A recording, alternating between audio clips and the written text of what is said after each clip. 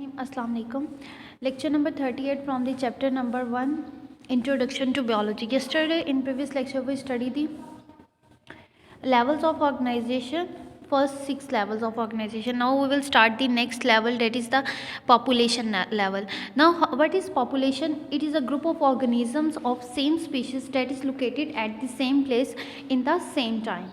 कि जो same species हैं, ठीक है, when they combine together and when they are present in the same place at the same time, they form the population. For example, human population in Pakistan in 2010 comprises 173.5 million individuals.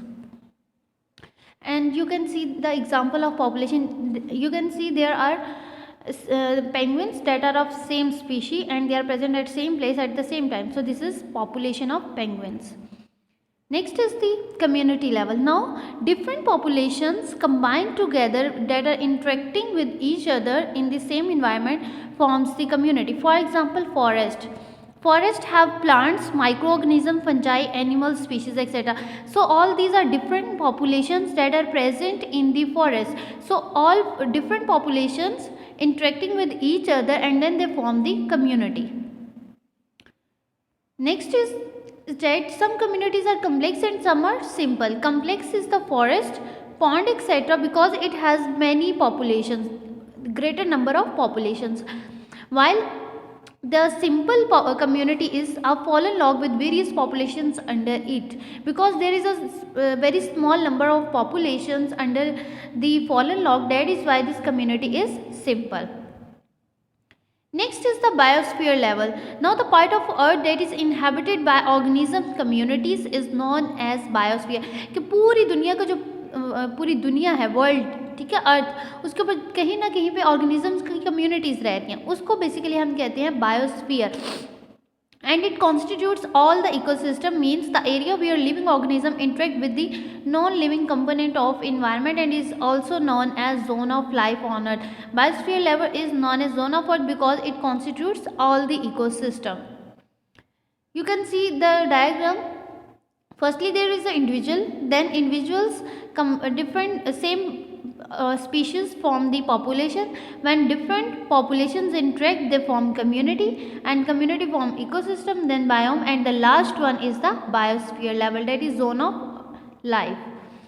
Next topic is the cellular organizations. All of you know that there are two types of cells, prokaryotic and eukaryotic cells. Now how the cells combine together, that is the cellular organization. And there are 5 groups of organisms: prokaryotes, protists, fungi, plants and animals. So there are 3 ways of cell organization: unicellular, colonial and multicellular. Unicellular are those which have, unicellular organization is that which have made up of only one cell, and the organisms that are made up of unicellular cells are known as unicellular organisms. Second is colonial, and then they form the colonial organisms, and multicellular form multicellular organisms. First is the unicellular. Unicellular organisms are those that are made up of only one cell, and all the life activities of that organism is carried out by only one cell. For example, amoeba, paramecium and euglena. You can see in diagram. First is paramecium, that is yellow in color, then amoeba and then euglena. These are unicellular because they are made up of only one cell. Next is the colonial type. In this type of organism, cellular organization, many unicellular organisms live together but they don't have any division of labor. colonial में क्या होता है कि जो simple unicellular organisms हैं वो इकट्ठे रहते हैं एक कॉलोनी के फॉर्म में, इसलिए हम उसको कहते हैं colonial type. And the example is the volvox. Volvox is a green color algae that is present in water, and they show colonial organization because in a colony there are about hundreds of volvox cells. When they combine together, they live together, they form colonial type. Next is the multicellular organization, in which cells are organized in the form of tissue, organs and organ system. In multicellular organization, they are made up of more than one cell. Okay, cells combine together, they form tissue, then tissues combine together, they form organ, and organs combine together, they form organ system. Means they have a complete organ and organ system. And there are two examples from plant is mustard plant, and the example of animal is frog.